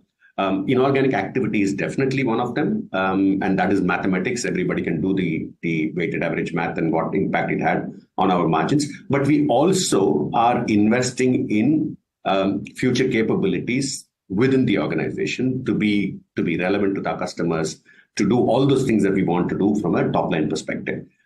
So our three guidance, or rather guided KPIs that we've given to the market is our leverage levels, our return on capital employed, and EBITDA. And why I keep reiterating that it has to be seen in holistic perspective of all of these three together. Our net debt to EBITDA stated ambition is that we will be under 2x. We operated well under 2x for a majority of the last 3-4 year period. We kind of hit a great point of 1.3x before the acquisitions. We went up to 2.2. I mean, we are marginally down this quarter to 2.16. And we will get back in the under 2x range, and that will happen already in FY25. ROCE will follow and maybe happen year after. And EBITDA will be the last one to come back into the 23 to 25 range. So maybe 2 years is what I would be looking at EBITDA to come back into the 23 to 25 range. Having said that, what we will do between now and 2 years, is the world is not static, the market is not static, the competition is not static, the consumers' demands are not static. So this for me is dynamic, that we will continue and have that virtuous circle of growth. And when I spoke to Niraj last time, I talked about what's our finance strategy. Our finance strategy is to drive competitive, sustainable, profitable growth. And when we do that and we get the benefit of that, we will reinvest back into the business to drive further growth. And therefore, that's where we are headed. I'm pleased to see that that's what is playing out already today. Okay, that's great. So 2 years out for a 23 to 25% EBITDA margin as things stand today. Now, one big factor perhaps is the amount you need to invest on network expansion, network expenses, etc. Can you give us a sense of what direction that's going and how that will increase? I would talk overall capital expenditure, Tamanna, not just network alone. Okay. Because we're going to invest quite a bit in these new technologies. You've already seen our announcement of the partnership with NVIDIA on what we intend to do on AI cloud, and that's just the start. The board has in principle, given us the go ahead to go and invest, something to start with, but we will, and as we see use cases coming in, as we see that relevance hitting with our enterprise customers, that's one area which we will, increase. So when we guided the market earlier saying we would be in the 250 to 300 million range for capital, hopefully in FY25, I would be north of the 300 million. And that's the kind of line of visibility that I already have of the projects that we are doing. And that's the reason why the ROCE target becomes extremely important, that while we increase our capital outlay in the business, we don't take the eye off the ball in terms of returns. And so therefore, these things therefore work hand in hand, if I may. Okay. That, Kabir, just coming on the NVIDIA deal, and that's really exciting. That sounds really exciting. Can you give us more clarity on what exactly are you going to be doing with NVIDIA? And is this going to service the larger Tata group? Can you give us a bit more color there? We are actually, today crossing all the T's and dotting all the I's in terms of first getting the infra up, right? And even just getting the infra up, the kind of power consumption that these data centers need is of a very different order of magnitude that none of us in the industry have ever, done before. So that's the infra play that is happening. In parallel, we are in discussion with multiple, organizations, with the government, with enterprise customers, and I will also say within the, Tata Group as well, as to what are the potential use cases where, this can be used. Initially, to start with, I would say, Tamanna, a lot of effort, lot of the GPU usage will go on training the models. And then fine-tuning the models and then inferencing. So those are the three components of it. I think the training the models is where a humongous amount of computing power, networking power is all going to be used. And we're quite excited as to what that will unfold, and we will be positively surprised about the multiple use cases that we will do. So quite excited about it, and that's definitely the place where we would like to keep our investment antenna and prioritization up, as we get into the future. Kabir, just one final question before we let you go. A lot of times companies move up a certain curve and then see a bit of a J-curve effect coming in on various aspects. You've seen that happening in your case on the quality of growth, the return ratios, etc. Do you reckon that as you do all these exciting things that you're doing over the course of the next 3 years, maybe you take your margins higher as well, but can the quality of your growth, which is the return ratios, move up even higher as the pace of revenue growth and margins also move up from where it is right now? Niraj, that's why I have given the guidance in a range, 23 to 25 EBITDA, greater than 25 for ROCE. And this is not cast in stone, as you rightly say. As the environment moves up, as the context move up, we will kind of re-establish all of these benchmarks, and we question that. And the last thing that I want in an organization like Tata Communications is complacency to set in. I am not going to sit back on my past laurels. We are going to keep challenging ourselves, keep challenging the status quo. And therefore, if we need to reset, of course we will reset. Because let's take the example of AI Cloud. If it demands a certain investment, for a certain period, and the returns will actually flow in later on, we are not going to be shy of making that investment. Equally, in mature businesses where I would need a return under a year, we're going to put the pressure to deliver that. So horses for courses here. It's not a democratic thing that everybody is going to get in one same way. Mature businesses are going to be treated differently. New sunrise businesses are going to be treated differently. Equally, certain assets where we had invested in the past and we are not delivering returns, they're going to be treated very, very differently. Okay. Fair call, in line with what you had spoken to us earlier as well. But Kabir, all the best for the quarters ahead and for the year ahead. Thank you so much for speaking to us today on your quarterly and the annual numbers. Thank you, Niraj. Thank you, Tamanna. That's Tata Communications. The stock is doing okay. We slip into a break and try and talk to another management where the stock is doing really well because they came out with a very strong pre-sales number of Q4. Brigade Enterprises management joining us on the other side. Stay tuned.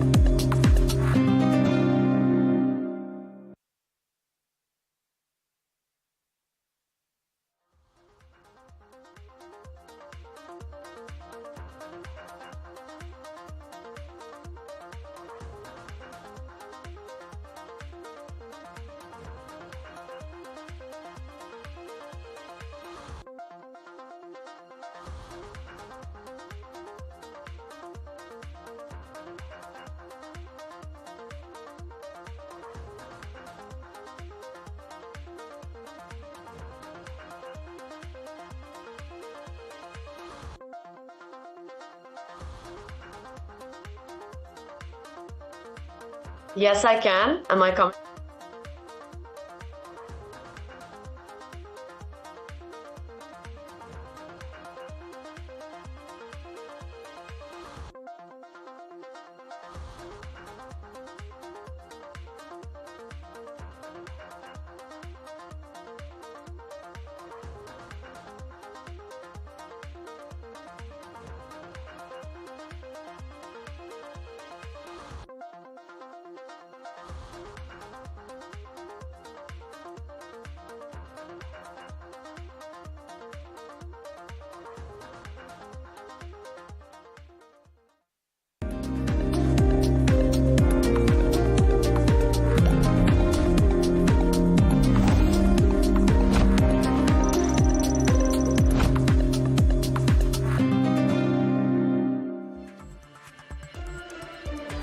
right, you're watching India Market Open, and another sector and company that we're focusing on this morning is real estate and the Brigade Group.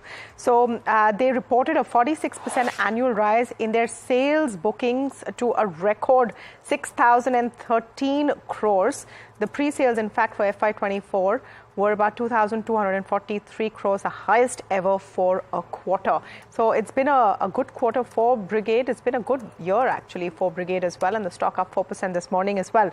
Nirupa Shankar, joint MD of the Brigade Group, is joining us to just break down what's worked this quarter and how sustainable these kind of numbers are. Nirupa, great to have you on NDTV Profit and speak with you. Give us a sense of these numbers. When you're talking about these pre-sales bookings, what are they? Where are they coming from? Hi, good morning, Tamanna. Nice to be on NDTV Profit. Thanks for having me. Yes, it's been a very good year for the residential market as a whole, and Brigade as well has been able to cash in on the great market situation. The pre-sales numbers are primarily coming from our Bangalore launches. Bangalore currently contributes to a large percentage of our overall sales. So primarily it's coming from an end-user driven market like Bangalore. Your realizations have also gone up, and Bangalore, of course, is your biggest market. Your realizations have gone up. Can you give us an idea of whether this is largely end users coming in on the premium segment, and that's where the appetite is growing? Yes, I think the market as a whole has been very good in terms of the consumer buoyancy and the consumer appetite for completed assets and new launches. So we've been able to increase our prices by almost 20% in the last year or so, just because the appetite is there and the demand is there. It is primarily end user driven. And there is demand for all sorts of real estate asset classes, whether it's plotted, whether it's mid-income, whether it's high-end apartments.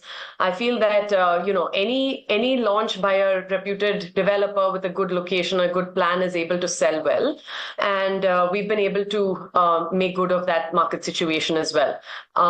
Even high-end villas that I would say prior to COVID were pretty hard to sell. There were a very small percentage of people that would actually buy these high-end villas. But right now, even the high-end segment is doing extremely well. The average ticket size in Bangalore, I would say prior to COVID, used to be around 60 to 80 lakhs, maybe pushing up to even 1 CR. But I think now we're seeing the sweet spot for the Bangalore real estate market actually going much higher to at least 1.5 to 1.7 crores an apartment. Yeah. Okay.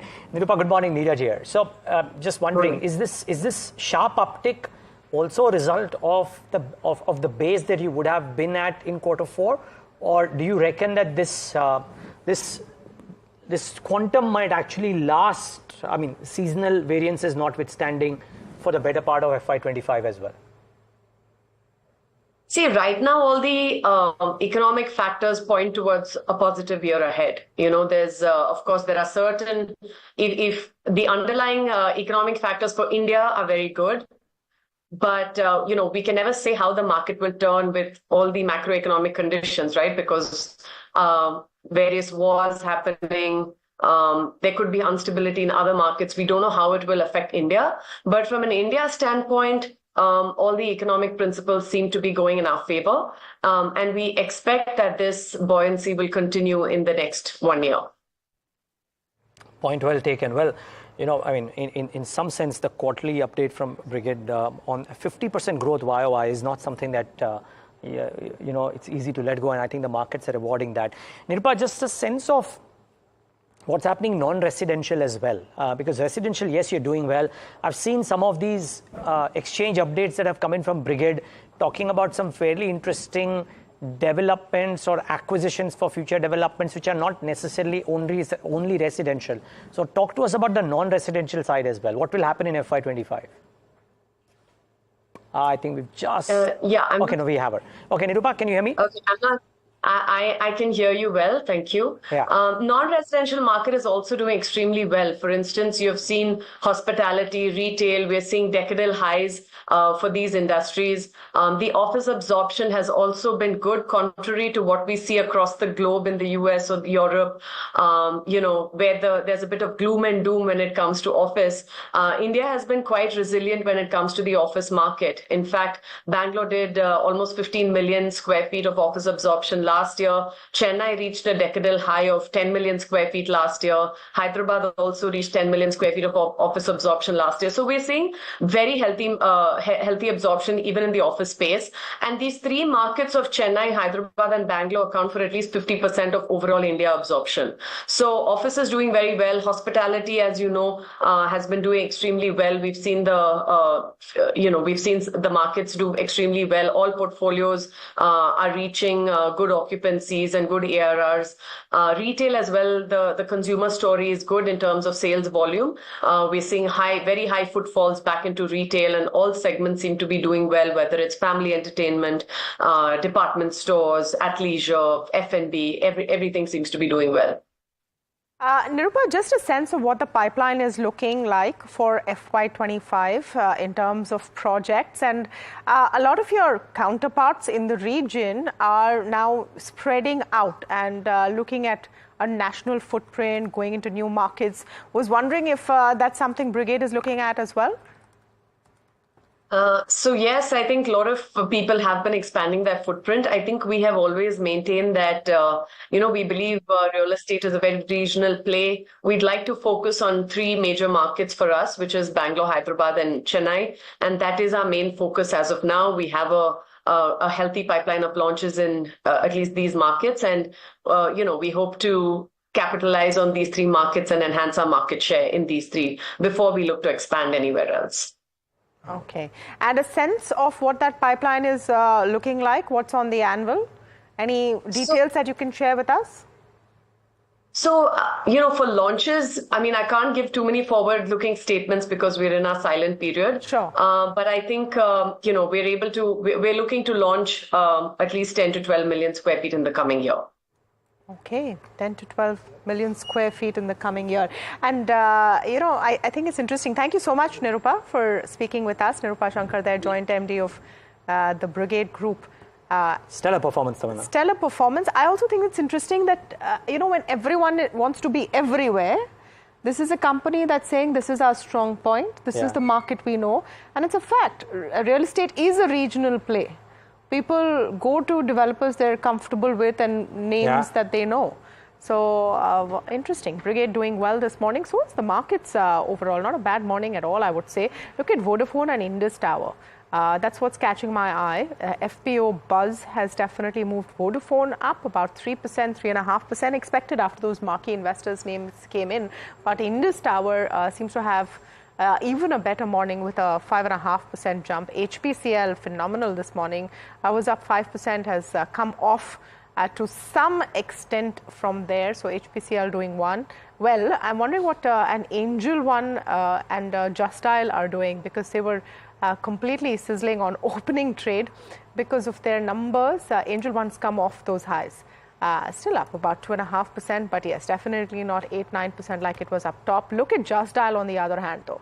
Just Dial up 13%, I think near the day's high, if I'm not mistaken, up about over 1,000 rupees on the stock. So good morning overall. Yeah, just a couple of things. ABB is down, and the Nomura downgrade on the valuations, bringing that stock a little bit lower. So after a while, we're seeing that big boy being down in trade. And Sun Pharma Advanced Research, I need to point that out yet again. A 5% lower circuit. This is probably the 8th or the 9th straight day that Spark is on a lower circuit. Just look at the chart for the last 10 days and you will see a slide, vertical slide downwards. It's been not a happy hunting ground for anybody who's been in Spark for the last 10 days at the very least. But with that, it's a wrap on this leg of India Market Open from Tamanna, me and the team that put this show together. Thanks so much for watching. But up next, you can't afford to miss this, a very special conversation with three eminent experts, Nilesh Shah of Kotak Mahindra AMC, Hiren Ved of Alchemy, and Mark Matthews of Julius Baer on election markets and what this mandate could mean for risk assets.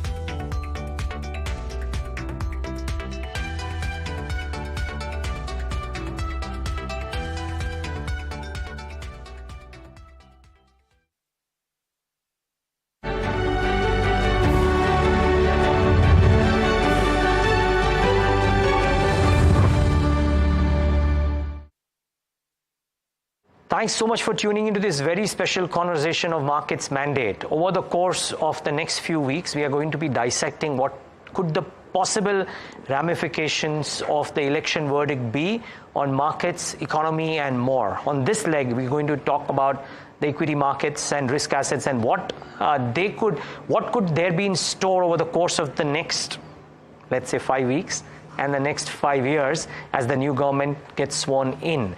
And to talk about this, we have with us three very esteemed gentlemen. They look at equity markets through various cycles and various elections, both globally and locally. Mr. Nilesh Shah, Mr. Hiren Ved, and Mr. Mark Matthews. Gentlemen, all of you, thank you so much for taking the time out and being with us. Nilesh bhai, can I start off with you? It's a big verdict of sorts, even though some people will argue that the verdict came in as early as December, and this is merely a formality of who gets elected. I would love to think about how are you thinking about the election from one, what could happen in the near term, yes, and two, what would be a 5-year, 10-year ramification of the new government coming in?